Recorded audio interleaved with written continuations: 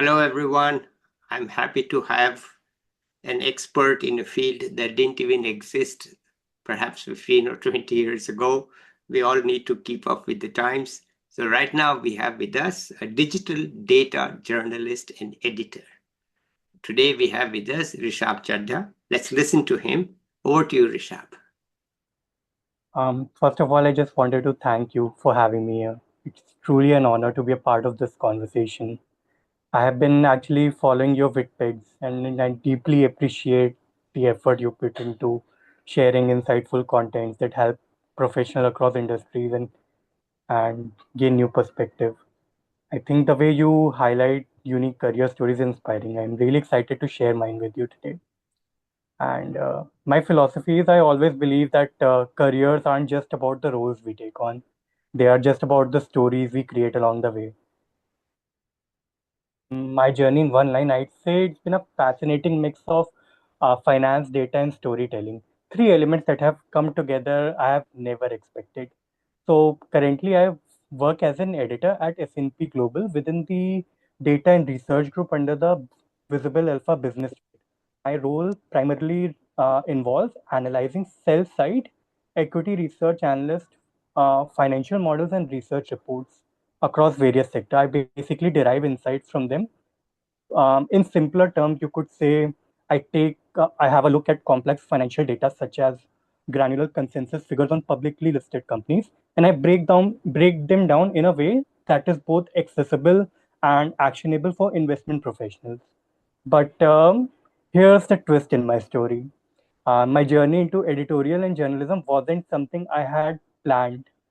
In fact, I stumbled into it quite unexpectedly through a simple book review on Instagram. It is a social media platform like Facebook, Twitter. I think that single moment I recall, it set off a chain reaction that led me to where I am today. So I think my educational background that has been a foundation of my career. So my academic journey laid the groundwork for my career in finance, data analysis, and content creation. I hold a graduate degree in commerce and an MBA in finance from IMT Nagpur. And to further deepen my analytical and research skills, I also pursued specialized training in behavioral finance and neuroeconomics at IIIT Allahabad. Additionally, I completed a PG diploma in data science from Indian Institute of Management in Indore. So through these educational experiences, they have equipped me with strong foundation in financial modeling, data and data-driven storytelling, or you could say market research, skills that I have seamlessly integrated into my editorial work at my current job, and also my independent writing projects. So I'll tell you how it all started. I think it was, as I mentioned before, it was one Instagram book review that changed everything. So I've always been an avid reader. In my free time, I read books. I would occasionally post book reviews on my Instagram just for fun. So I never expect anything to come out of it. So one day there was one book I recall. It is a non-fiction book, good feel sort of a book. The book name was so it was a book about, I think, how author moved to Paris and started her art journaling business. It was a beautiful story, I recall. So I shared my thoughts online about it.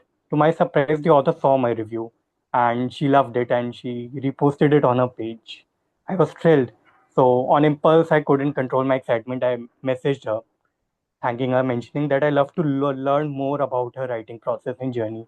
She agreed, and that led to my first ever interview. So I sort of interviewed her, covering her writing journey, her creative process.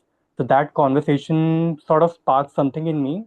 I realized maybe I could talk to more people, cover more stories, dive deeper into creative and intellectual processes of um, authors, as well as I think I also interviewed economists, illustrators, and finance professionals.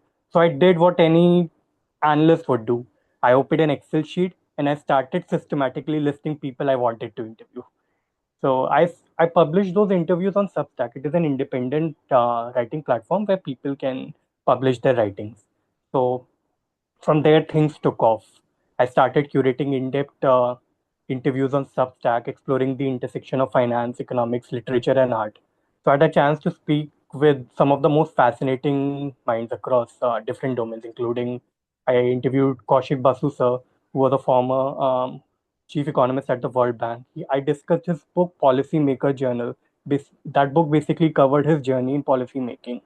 And I interviewed Audit Gaylor.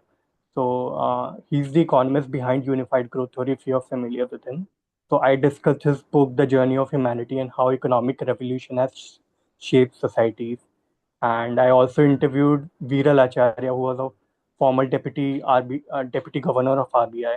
So we discussed about his book. I think it was related to financial stability. We discussed monetary policy and economic reforms during his tenure at the bank, at the RBI. And I not only stick to finance and economics, I also, since my interest revolves around also literature, culture, and art, so I also interviewed Penguin Random House creative director, basically covered his insights, how he used to design book covers, how visuals influence publishing, and extending to that, I also sometimes whenever I get time, I also read humor writing. Humor writing, if anyone is familiar with humor writing, they must also be familiar with New Yorker magazine. So I reached out to New Yorker Illustrator as well. So there was no rule, nothing at all. Whoever I wanted to reach out to, whoever I wanted to talk to, I reached out to them whether they would like to be interviewed. And I did that in pandemic when I had some time by my side. Everyone was at their home, so I thought this would be a very good time to reach out to people. And so my approach, I think it didn't had any editorial process, but what I used to do, I used to just conduct in-depth Google Meet conversations, diving into their work, ideas, and experiences. And within a week of after having a conversation, I used to prepare a long form Q&A format article. So and then we used to review it, and if there were any necessary refinement needed to be done, I used to do that based on the feedback, and then I used to publish it on my Substack. So through this process, I didn't realize, but I think I was able to hone my skills in research, storytelling, investigative reporting, and long form journalism, all while engaging with some of the brightest minds in different industries. So before launching my newsletter, my independent interviews, I had the opportunity of working with Hansi Mehrotra. She's the founder of Money Management India. It is a P2B portal which is aimed at professionals in the Indian financial services industry. So there, my role involved around like analyzing market trends, investment strategies, and regulatory development to provide insightful coverage. So I helped her basically in conducting interviews with hedge fund managers, wealth managers. So it was a volunteer thing I did, and like I said, in pandemic, all of us had time. Everyone was looking to do something creative. So this is what I ventured into because I always wanted to write and build my career around books or writing. But since I was following a conventional path of BCom and MBA, I couldn't um, find time to do all this. And I also did not had any journalism degree or writing background or literature background. So this was just an experiment. So I think these experiences sort of laid a very crucial foundation for my editorial career. It taught me how to structure financial narrative, conduct thorough research, and engage with the industry professionals. And one interesting thing is, while I was deeply invested in these interviews, my career path wasn't originally in editorial or finance. I was actually involved in my family business. But when I actually struggled to enjoy that as I constantly found myself drawn to research, writing, and data analysis. So I think during that time only I came across the opportunity at for the editor role at S&P Global. And at first I wasn't sure whether I wanted to shift away from the business. But then I realized this was the perfect intersection of my interest. I could merge my passion for writing and editing with my strong background in finance, economics, and data. So I took the leap. I moved to Mumbai, left my hometown, and today, as I mentioned, I break down key industry trends. I create insightful data-driven narratives for investment professionals. The skills I developed during my journey they have been invaluable in this role. So looking back, I never imagined that a single review on Instagram would lead me here, but it taught me few important lessons. Um, I think opportunities often come in unexpected ways. You just have to be open to exploring them. And curiosity, I think, is a powerful career driver, I have learned. Whether it is financial journalism, content creation, or data analysis, data storytelling, data journalism, following what excites you, it can lead you to career defining moments. And that has what happened with me, I think. And whatever field I think you choose, I think storytelling matters really a lot in today's time. Whether it's about economic policy, financial data, or creative processes, or someone's life journey, the ability to tell a compelling story in a simple manner is, I think, it is very valuable. mm, And if there's any piece of advice if I would share, if this, I think, never underestimate the power of small steps. okay. Sometimes a single message, single article, or single conversation, I think it can open doors we never knew that they existed. And the topic of choice, I think I would like to talk about. I think it's the future of data journalism. Mm, I think it is critical now more than ever. mm, I mean, we are in an era where narratives or misinformation is rampant. mm, Let's say example, stock market or financial markets. They are more volatile than ever. mm, And data is both a weapon and a tool for truth. mm. So, given that, I think the role of data journalist is becoming increasingly important, not Yeah, just to report numbers, I think, but to interpret, verify, and contextualize information for the public. So it isn't just about words, it's about numbers, trends, and how well we can connect the dots. yeah. That's why I believe in data literacy and better access to reliable data sets that can reshape the next generation of impactful journalism. I Mm, mean, in with my experience, I think integrating data journalism into journalism and business school curriculum is very essential. I think most journalism school, I still believe, since I haven't pursued a journalism education, but my peers, they are journalists, they have the journalism degree. So far, after understanding their opinion, their thought process, their school of thought, um, I mean, it is journalism schools still focus heavily on traditional reporting, text-based narrative, interviews, investigative work.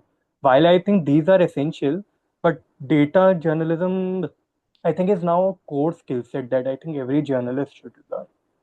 I mean, how that can be done? I mean, I think structured courses in journalism that integrate, let's take example, data analysis and visualization, how to work with spreadsheets, how to work with databases and visualization tools. Um, and given that expertise in financial journalism and macroeconomics, understanding key financial indicators and economic trends, and programming also. Programming, I think in today's age, it is not just for meant for a computer science engineer or data scientist. I think if a journalist are able to decode not, nothing major, basic Python or Mm, R for mm, data-driven reporting. So, I mean, the goal is not to turn journalists into data scientists, but to ensure they can interpret and communicate data effectively. And at macro level or at institution or government level, I think one of the biggest challenges in data journalism is the lack of standardized and accessible data. I think many organizations hoard data or release it in inconsistent format. I don't want to name any organization, but it sort of becomes sometimes very difficult for journalists to use. Mm. So I think policymakers or industry leaders, they should push for greater access to structured data, encouraging by maybe they can encourage governments and financial institutions to release clean machine readable data sets, mm, or perhaps from corporation end, I think more transparency, especially in ESG reporting or financial disclosures or economic impact studies, or Other than these two, I think one other suggestion would be, I think, cross-industry collaboration, tech, finance, journalism. If these three sectors work together to Hmm. develop open source tools for data analysis. I mean, if we want to democratize information, we need policies, right, that make high quality standardized data available to journalists, not just those with premium access to databases, I feel. So I Okay, think Rishabh. to Yeah, that's great. Continue if you want to. Sure. So I think to just sum up today, I think I feel incredibly grateful despite all the challenges, all and the uncertainty. I feel incredibly grateful for the experiences I had and the people I've had the opportunity to learn from my peers, my parents, Hmm. whether it's finance, journalism, data-driven storytelling. My Hmm. journey has shown me careers that don't always follow a straight path. And sometimes the best opportunity come when you least expect them. And that's the story how I went from an Instagram book reviewer to interviewing global thought leaders Yeah, yeah. and eventually landing a role at one of the biggest financial and data and research firms in the world. Okay. Wonderful. It's a story of modern India. Okay. You're the face, one of the faces of modern India. Uh, you've come up through the modern technology and you are deeply into it. Okay. Very much into it. And I think that's the future of India. That, you cannot, as you said, the text-based journalism, the outdated courses, they don't make any sense today. Okay. Exactly. Uh, People don't have the time for complicated messages. You need to boil it down into a story, into a narrative, and then they can look into more details. But the headlines or the key messages have to be straightforward and simple. And that's Mhm. how it is these days. And that's how it should be. Okay, so I'm very much in agreement with what you say. I'm on the same page as you. But it's indeed the case that the teaching hasn't caught up with the reality. Exactly. I So you definitely went agree. to BCom and finance and it helped. But what really sparked everything was your own internal love and your Mhm. and I'm amazed you can write a book review in 1 minute for 1 minute. I mean, Instagram Um, reels are 1 minute. So a review in 1 minute?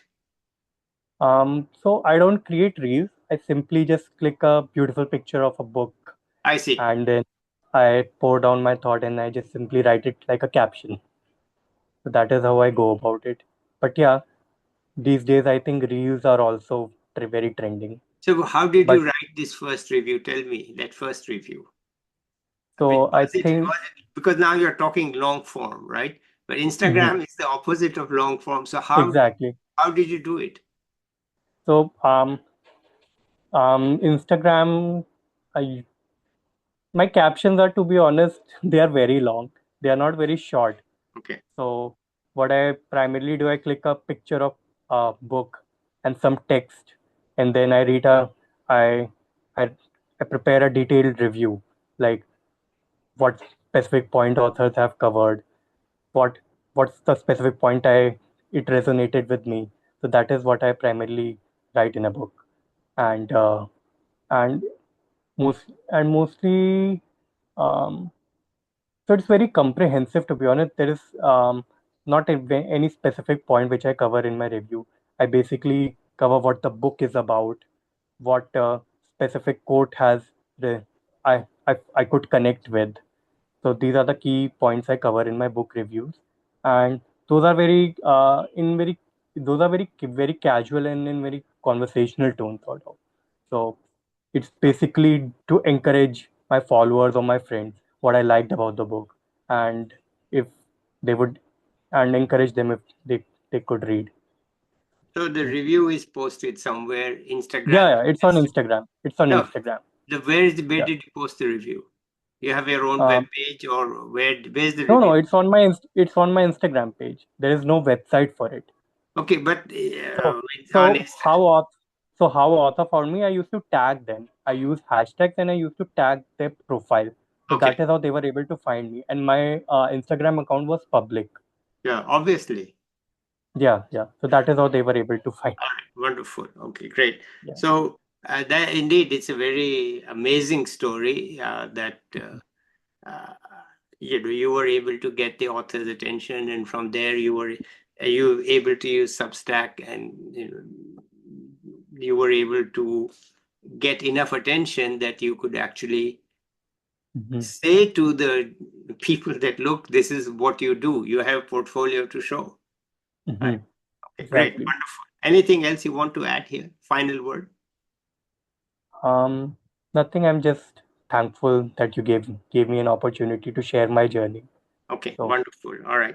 Just tell us a little bit about your personal side, your light. What was your hometown? You didn't mention. oh, I'm from Prayagraj. Ah, So okay. Prayagraj is very popular these days due to Mahakumbh.